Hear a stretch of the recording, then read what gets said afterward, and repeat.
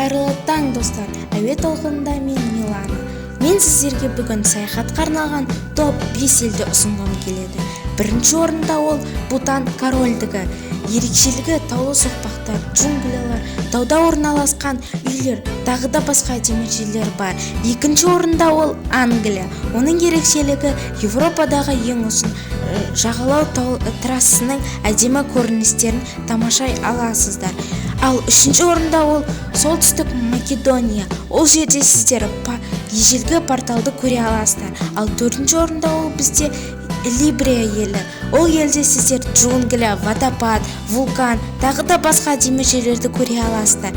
Бесінші орында бізде ол Нидерланды. Ол жерде сіздер қала ішінде қайықпен аралай аласыздар. Әдемі үйлерді, мельница, тағы да басқа әдемі жерлерді көре аласыздар. Сіздерге ақпарат қызықты болған деп ойлаймын. Сау болыңыздар.